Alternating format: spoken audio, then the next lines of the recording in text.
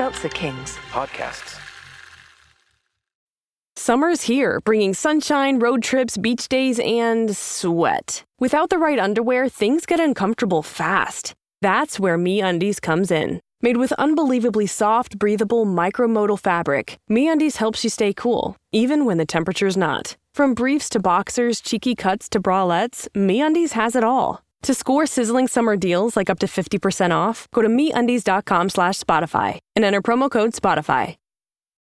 This episode is brought to you by Greenlight. Get this. Adults with financial literacy skills have 82% more wealth than those who don't. From swimming lessons to piano classes, us parents invest in so many things to enrich our kids' lives. But are we investing in their future financial success? With Greenlight, you can teach your kids financial literacy skills like earning, saving, and investing. And this investment costs less than that after-school treat. Start prioritizing their financial education and future today with a risk-free trial at greenlight.com/Spotify. Greenlight.com/Spotify. Oh, please, Gavin, we have more people in a NASCAR race that are in uniform in the entire Royal Army. Ass. The following podcast contains profanity, boob jokes, and tired comedy references. Explicit language.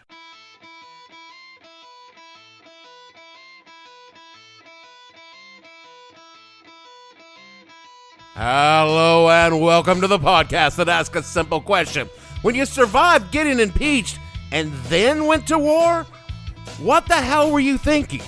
I'm your host, Dave Bledsoe, and this is episode number 502, the Way Down in Kosovo edition of the show. It's part 4 and the finale of Summer Series 2025, where we talk about that time Bill Clinton sent troops to the Balkans to help us forget about his impeachment. Stay tuned.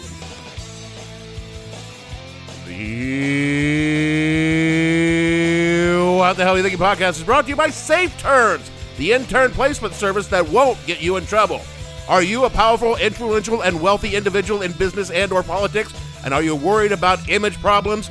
Then Safe Turns is your unpaid worker solution. Safe Turns screens your intern applicant pool to ensure you won't be put in any awkward situations. We select capable, competent interns that you won't even want to have sex with. You know, uggos, fatties, and lesbos, the safe ones. Don't lose your livelihood to a sexy college-age intern. You call Safe Turn. My fellow Americans, today our armed forces joined our NATO allies in airstrikes against Serbian forces responsible for the brutality in Kosovo. We have acted with resolve for several reasons. We act to protect thousands of innocent people in Kosovo from a mounting military offensive. We act to prevent a wider war, to defuse a powder keg at the heart of Europe that has exploded twice before in this century with catastrophic results. And we act to stand united with our allies for peace. By acting now, we are upholding our values, protecting our interests, and advancing the cause of peace. Since we've been talking military stories this month, I got another from my time in the service. No, please, no more. Because I was not what one would call a good troop, I frequently found myself on the verge of being kicked out of the service for various reasons. Because of your drinking problem. No! Well, okay, frequently, yeah, but whatever. But you know what, somehow? I managed to not only stay in the service at times, I was even thought of as being extraordinarily good at my job. I mean, take, for example, this one time I was trying to get laid by this army chick in Honduras, and in an attempt to impress her, and also get rid of this one dude army dude who was cock-blocking me, I kind of let my police dog run amok, and the dog accidentally bit him. Accidentally, sure. I mean, he wasn't badly hurt, but it damn near bought me some major trouble. There was real talk of either taking a stripe or even discharging me. And while all this was being debated, I single-handedly tracked down and rescued a young girl who'd run away from home to commit suicide. While everyone else was running around looking in places that she would never be, I did some actual police work and figured out where she would logically be. And together with my police dog, we went looking for her, found her, and got her medical treatment. If we hadn't found her when we did, she would have died. What are you, Cookie, some kind of goddamn hero? Well, I wouldn't put it that way, but, her parents did, and the base newspaper, and the base commander, and pretty much everyone who heard the story did put it that way. There was talk of giving me a medal, which proved problematic for my commander, who very much wanted me to kick me out of the service. To this day, I savor the expression on his face when he and I finally sat down to have a little talk about what happened in Honduras and what had happened with my very good, some might even say, heroic police work. As he told me, he had the paperwork to bust me out of the military right there on his desk, but he didn't feel it'd be proper to put it through in light of the current situation. It looked like someone had stuck a large stinky turd in his coffee mug. So he would not put me in for the medal the general who commanded the base had suggested, but he would also not kick me out of the military. But if I ever did anything like that, it didn't matter. If I took a bullet for the president, I would be out on my fat, drunk, army pussy chasing ass so fast I wouldn't have time to pack. And as I walked out of his office free of consequences for my drunken antics, I just kept thinking about how all it took was doing something very good to distract from my very bad behavior. I didn't have to drop bombs on a country with no appreciable air force or anything. That admittedly weak segue brings me to this week's topic. That time in 1999 when President Bill Clinton ordered U.S. forces to bomb a tiny Balkan country in Kosovo to make people forget that he'd been impeached for diddling an intern. Oh yeah, and maybe he stopped the genocide from starting. We're not quite sure. But first, Just get on with it. we should probably talk about the Balkans. Because you see, if Europe had hemorrhoids, they'd be located in the Balkans because they're constantly flaring up and they are a real pain in the ass. Wow, that seems kind of mean. Well, it isn't because of the people who live there. Okay, actually it is, but the reason they live there is because Europe has constantly fucked with the Balkans, going back as far as the Roman Empire. It's located on this peninsula south of modern Austria and Hungary, and the modern nations of Albania, Bosnia-Herzegovina, Bulgaria, Croatia, Greece, Kosovo, Montenegro, North Macedonia, Romania, Serbia, and Slovenia are all crammed into this relatively small geographic area.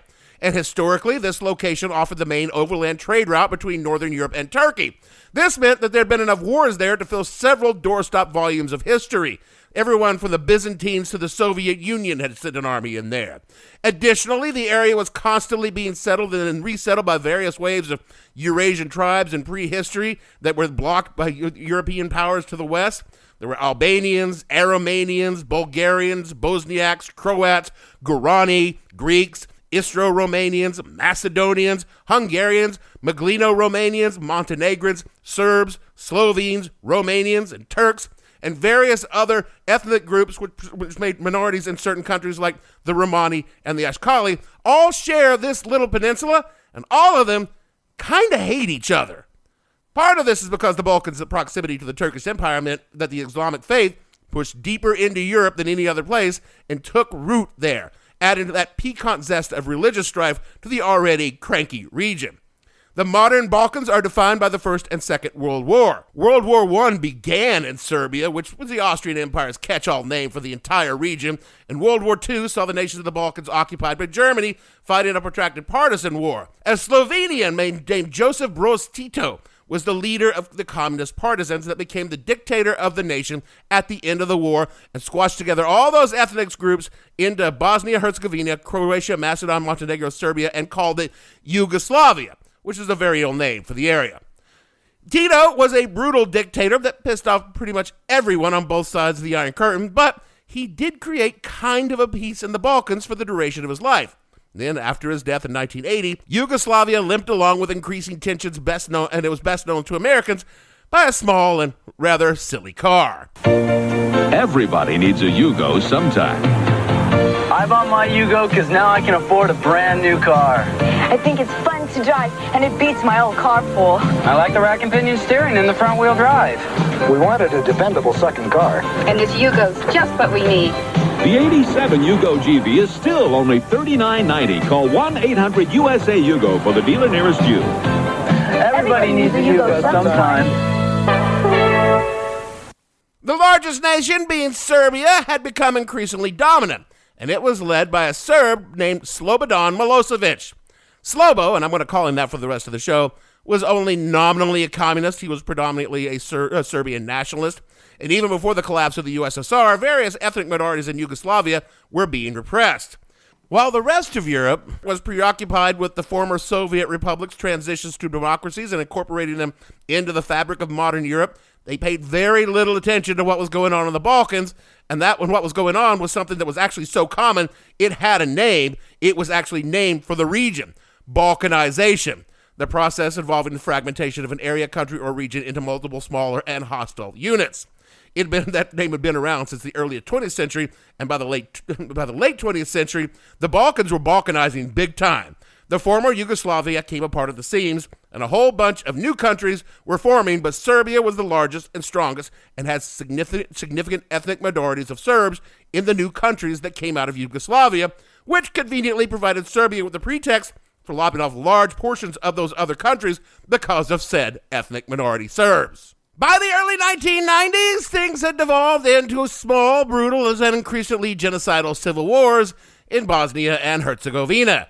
As an unfortunate post-colonial and post-USSR mix, Muslim Bosniaks 44%, Orthodox Serbs 32%, and Catholic Croats 17% of the population were fighting, and the ethnic Serbs were being supported and armed by Serbia. And surprise, there were some atrocities. By which you mean? Well, The Guardian put it this way, quote, "The International Court of Justice and the International Criminal Court for the former Yugoslavia declared Bosnian Serb killings of more than 8,000 Bosniaks that took place in Srebrenica during the Bosnian War as a genocide. However, Bosnian Serb officials and neighboring Serbia have refused to accept this designation," unquote. In a shocking move of decisiveness, the United Nations intervened in the situation, meaning they asked the United States and NATO to start a bombing campaign against Serb militants that was called Operation Deliberate Force. Wikipedia says of this campaign, quote, "The operation was carried out between 30 August and 20 September of 1995, involving 400 aircraft and 5,000 personnel from 15 nations. The campaign struck 338 Bosnian Serb targets. Many of them were destroyed. Overall, 1,026 bombs were dropped during the operation," unquote. It was officially a United Nations mission, but in reality, it was United States forces that did most of the shooting. Still, it largely worked, and a peace treaty was signed in Dayton, Ohio in 1995. This ended the shooting in Bosnia, but not the wars in the Balkans. No sooner had the ink dried on the Dayton Accords, the tiny country of Kosovo started their shit. Kosovo had been an autonomous region of Yugoslavia whose primary ethnic group was and is Albanian, with a smattering of Serbs and other Balkan groups. After the collapse of Yugoslavia, Kosovo declared itself independent and was promptly ignored by Serbia. And that's when the so-called Kosovo Liberation Army formed and began attacking the Serbians in Kosovo. This caused Slobo and his Serbians to crack down hard on the people in Kosovo, leading naturally to yet another Balkan civil war. As the fighting grew worse, and as the Serbs began doing Serbian things to the Kosovars, Europe began to grow concerned.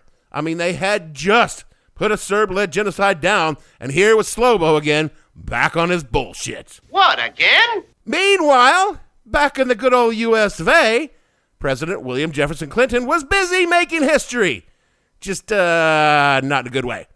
No need to go into all the details. We covered them extensively in episode number 456 and 457 of this here podcast. That's a plug. Suffice to say that he was the second president impeached in all of our nation's short, stupid history. Bill's impeachment hearings were a national obsession, as all the lurid details of his inability to keep his dick in his pants played out across the nightly news, and we all learned way more about his cigar habits than we ever wanted to know. Where did he put it?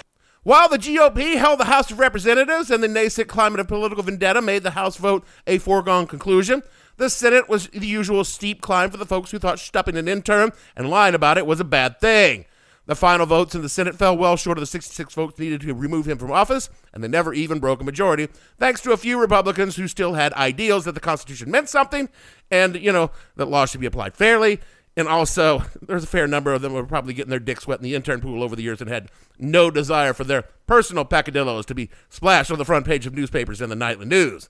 And on top of that, the American people were more than okay with Clinton doinking an intern in a gross display of it's okay when you're president, they let you do it. His approval ratings hit 71% in the weeks before his trial in the Senate. And with his, quote, vindication, unquote, in hand, Bill had something more on his mind towards the waning years of his presidency. Somebody's got to protect his legacy. By 1998, the situation in Kosovo was getting out of hand. Quoting now from warontherocks.com, quote, "In recognizing the ethnically cleansed Republic of Srpska, i.e. the Serb Republic in Bosnia, the Dayton Accords sent the wrong signal to many Albanians in Kosovo who had by that point been pursuing a campaign of nonviolent resistance. Following Dayton, it seemed that an armed conflict would encourage the international community to intervene and resolve the situation sooner, creating what some have termed the moral hazard of humanitarian intervention. In addition, by the end of 1996, the West had been in a partial rapprochement with the Federal Republic of Yugoslavia, led by Milosevic, resulting in the normalization of diplomatic relations and lifting of trade sanctions. Yet, this was despite the fact that the government's treatment of Kosovo Albanians continued to worsen, and there was no indication Kosovo's autonomy, which Milosevic revoked in 1989, would be reestablished. In short, the stage was set for an intensification of the Serb-Albanian conflict. By February of 1998, Kosovo was embroiled in a full-scale civil war, unquote. Now, you might be wondering, since the United Nations was already in the neighborhood with peacekeeping forces, why didn't they do something about this? Well, of course, the simple answer is the UN is a useless institution that exists only to paper over unilateral decisions of major powers and remind the smaller nations to remember their place, and that is when it's working as designed. In this exact instance, the UN wasn't even consulted because Clinton and the Europeans knew that Russia would veto any actions against their longtime allies/vassals, the Serbs. As the situation grew worse, Clinton began thinking that maybe, just maybe, he could score a twofer in the Balkans and go through NATO. More from War on the Rocks, quote, "For almost a year, the international community tried to deter Milosevic's regime from attacking Albanian civilian population in Kosovo by imposing a range of trade and investment sanctions, asset freezes, and arms and oil embargoes. All of these were in vain and some even outright counterproductive, as in the case of an arms embargo on a significantly weaker Kosovo Albanian forces. As the human rights violations, large-scale displacement, and death counts began to soar, and the international attempts at mediation failed, it became clear direct military intervention remained as the last resort. The International Contact Group, which included the United States, the United Kingdom, France, Russia, Germany, and Italy, made one final push to mediate the conflict in early February at the Ramallo Peace Conference. The peace process ultimately failed as Milosevic refused to concede any of the terms that would see greater autonomy for Kosovo. As the Yugoslav military campaign appeared to target the civilian population in a manner reminiscent of the ethnic cleansing in Bosnia-Herzegovina, NATO acted based on the doctrine of humanitarian intervention and launched Operation Allied Force on March 24th, 1999, unquote. The decision was made. NATO would launch another air campaign against Serbian forces. Air campaigns were Clinton's favorite way to get things done. They were comparatively low risk and accomplished as little as they risked. He used them frequently to send little messages, kind of like an edible arrangement, but with a dozen Tomahawk cruise missiles. And while all of this was done under the banner of NATO, it was, as usual, American forces dropping bombs from American planes. A few NATO countries, the UK primarily, did drop a couple of bombs here and there just to maintain the pretense, but the people doing the flying and bombing were Americans. Because when you need shit blown up in a country with a marginally effective air force, you goddamn fucking call the professionals in to do it. From Wikipedia, quote, "The NATO bombing campaign lasted from the 24th of March to the 11th of June, 1999. Involving up to 1,000 aircraft operating mainly from bases in Italy and aircraft carriers stationed in the Adriatic. Tomahawk cruise missiles were also extensively used, fired from aircraft, ships, and submarines. With the exception of Greece, all NATO members were involved to some degree. Over the 10 weeks of the conflict, NATO aircraft flew over 38,000 combat missions.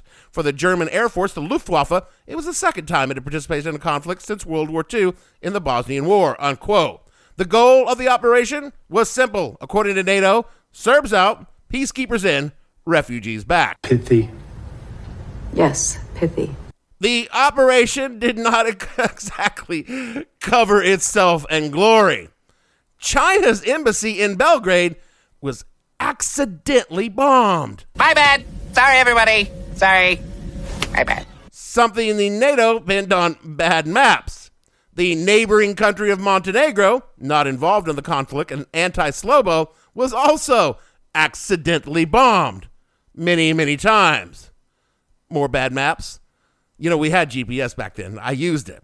We blew up refugee convoys, the sporadic hospital and school, just the usual precision bombing we've come to expect from a multi-trillion-dollar defense industry, and we even lost one of our own vaunted stealth fighters over Kosovo. A tiny country using obsolete air defenses accomplished what even the Iraqis couldn't do with far better equipment.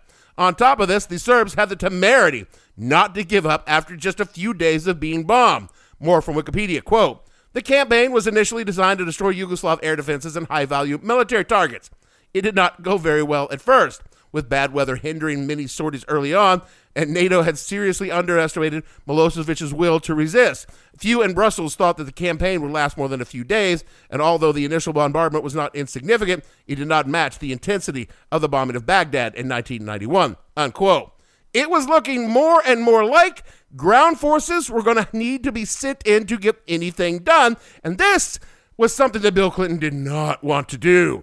He was all good with lobbing bombs to 30,000 feet, but putting boots on the ground in the historically army-consuming Balkans was more than a diversion than he could stomach. That's a good thing. Because, you know what? The UK Prime Minister at the time, Tony Blair, was all about sending in the ground forces. He was ready to deploy 50,000 British troops, and that was like 90% of the total British army at the time. Fortunately for everyone, the Russians stepped in to help us out. They did this by telling Slobo that there was no way in hell that Russian troops were going to step in and help him, and we've already had one world war started in the Balkans, and Boris Yeltsin had no desire to start another. A Finnish delegation convinced Slobo to allow UN-led troops into Kosovo in a peacekeeping role, and the Serbian army pulled out, and NATO troops went in under a UN banner on June the 3rd of 1999. Bill Clinton and his best friend Tony Blair crowed and backslapped each other, talking about this being a just war, and how powerful nations bombing a tiny nation was a victory for peace, and this was a war for values. In those days, the idea that the United States and Europe could be the world's police, stepping in and stopping bad things before they got out of hand, just seemed kind of believable. After all, the Cold War was over, the good guys won, world economies were booming, Europe was joining into the EU, Russia was capitalist, and America Online was mailing CD-ROMs to every mailbox so we could connect the world. After all, Slobo was a bad guy. He would go on later to be prosecuted for war crimes, and it was clear that the NATO actions had prevented something much worse from happening. So you know what? Take a bow, Bill. You know, you can have a blowjob from an intern on us. You earned it, big guy. Is that really how it happened? Shit, no. It was widely perceived here in the United States as a cynical move to distract from Bill's adventures. But you know what? As always, it was great for ratings. Quoted down from the book From Watergate to Montagate by Herbert N. Forstall, quote, President Clinton, seeking a defining event to end his tarnished administration, surfed the tabloid waves into brutal, purposeless war. It was another great story that flowed seamlessly from the Monica Lewinsky scandal. In Monica Gate, the surreality was merely silly, wrote columnist Charles Krauthammer. In Kosovo, it is serious. Attack the enemy where the lighting is best. Nice, big, shiny buildings in downtown Belgrade. They make for good video. Newspaper and television analysis of the war consisted of little more than captions on the pictures of wailing refugees. MSNBC, the cable news station that had earlier been known as All Monica All the Time, segued seamlessly into Demon Milosevic. Media critic Howard Kurtz wrote, the shift from Monica to Milosevic has given an unmistakable boost to Microsoft NBC's cable venture. Yeah, we got to cover that story eventually, which was struggling with an identity crisis after gorging itself on the Lewinsky scandal. With the end of Monica Gate, MSNBC's ratings had slipped. But during the first month of NATO's bombings of Yugoslavia, the ratings rose 103%. Indeed, April 3rd, 1999 was the 8th most watched day in MSNBC's history. The top 7 involved either Lewinsky scandals or the death of Princess Diana. Eric Sorensen, MSNBC's vice president, proudly proclaimed that 97% of its programming was now being devoted to the Balkan War. One staffer said of MSNBC, they don't care about what the big story is. It could be John Benet Ramsey, the war, or the president, as long as it's something they could build a soap opera around. NBC News President Andrew Lack suggested that the intense tabloid coverage of the war, sometimes that approach is going to look great, like in Kosovo, and sometimes, after a long 16-month saga with the president, it's going to look not so great. Even with the end of the war in Kosovo, the media attempted to maintain the tabloid story, but events on the ground made it awkward. The humanitarian war had become a murderous peace. Throughout Kosovo, Serbs, Gypsies, Guaranis, even the ethnic Albanians suspected of being loyal to Yugoslavia were murdered by the heavily armed KLA gangs. Ethnic Serbs were systematically ethnically cleansed from the Serbian province, while the international peacekeepers looked on in horror. The good guys and the bad guys had changed places, and the press apparently concluding that everyone in Kosovo no longer matched the tabloid script, relegated the story to its back pages, unquote. Also, many people pointed out that nowhere in the NATO charter does it read, it's totally cool to bomb places if you think you should. NATO is a mutual defense treaty, not an instrument of political will. This is why the United Nations, as farcical as they are, vehemently opposed the intervention in Kosovo, pointed out that by international law, only the United Nations can mandate use of military force to enforce international laws. Russia felt that NATO was doing its best to expand the size of NATO, kind of true. While many people were horrified at the acts committed by Slobo Serbs, they were not entirely sure how blowing up power stations and water treatment plants was justified in trying to stop a humanitarian crisis. Others pointed out that there was very scant evidence of an actual genocide taking place at all. From the Los Angeles Times in October 1999, quote, teams of forensic investigators from 15 nations, including a detachment from the FBI, have been at work since June and have examined about 150 of 400 sites of alleged mass murder. There's still immense uncertainty, but at this point it's plain there's not enough bodies to warrant the claim that the Serbs had a program of extermination. The FBI team has made 2 trips to Kosovo and investigated 30 sites containing nearly 200 bodies, unquote. Some have pointed out that after the fact that the NATO bombings actually made the killings worse before the war ended. But the most damning argument about Kosovo is that it paved the way for the invasion of Iraq in 2003 because it put the idea of using the military for a, quote, good cause, unquote, like liberating the people of Iraq from their own government. What could possibly go wrong?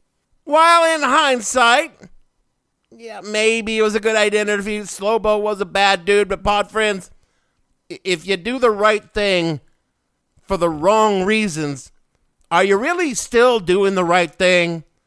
It's one thing to fortuitously do something to cancel out your fuck up, like a drunk dog handler saving a young girl's life. But politically shimmy-shammying your nation into an armed conflict to distract from your wandering hard-on, is that still a good thing? If Kosovo was the right thing to do, why not use the political will of the United States to go through the United Nations? Do some, diplomacy. Why do the end run with NATO? If Russia was always going to be the problem, do whatever it is you did to convince Yeltsin to rein his boy in after 4 months of bombing. You could have sent that case of scotch before we dropped the first fucking bomb. So even if, and I'm not 100% sure this is the case, it was necessary to use United States forces to commit acts of war for a, quote, good cause, unquote, Bill's choices to rush it for the sake of distraction and rally around the flag vibes merit Kosovo's inclusion in our Little Wars summer series. Also, due to a recent executive order, I was mandated by the government to include at least one Democrat in this summer series, or they would deport Gavin to CCOT in El Salvador. And I got to be honest with you, I had to think a good long time on whether or not it was worth it or not. But eventually, Bill Clinton maybe, I did the right thing.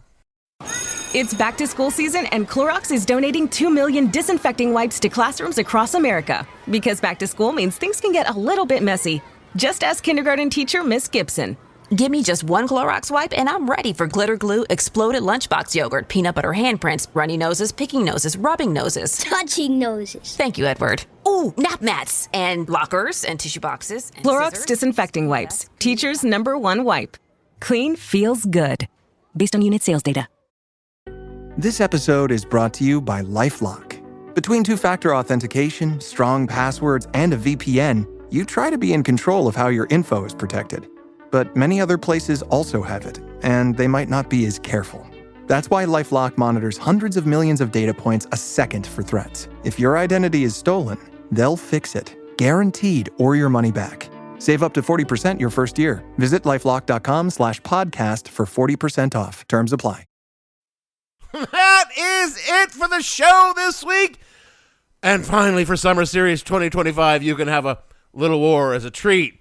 Not gonna lie, glad to have this series over with. This episode is a lot harder to write than the ones before. It isn't that I love Bill Clinton. Fuck that guy. He's a sex pest at best and a rapist at worst. It's just that Kosovo might have been the right thing to do. I just don't know.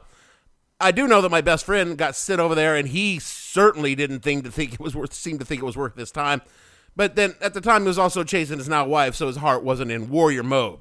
Speaking of warrior mode, be a warrior for this podcast by rating and reviewing us, and a warrior for Christ by kicking us $1 at patreon.com/whatthehellpodcast.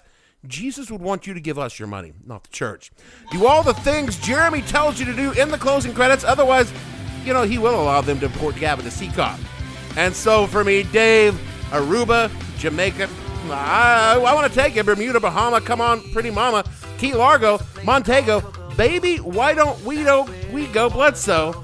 Producer, there is no island named Kosovo, and I resent the thought that you might deport me. Gavin, and all the fictional NATO allies on the show. We want to say, and NATO got there fast when they should have got there slow. Way down in Kosovo. Yeah, I just basically did Kosovo because I had this all. And we'll see you in 2 weeks with a new show. Because, I'm definitely taking a rerun after doing that part.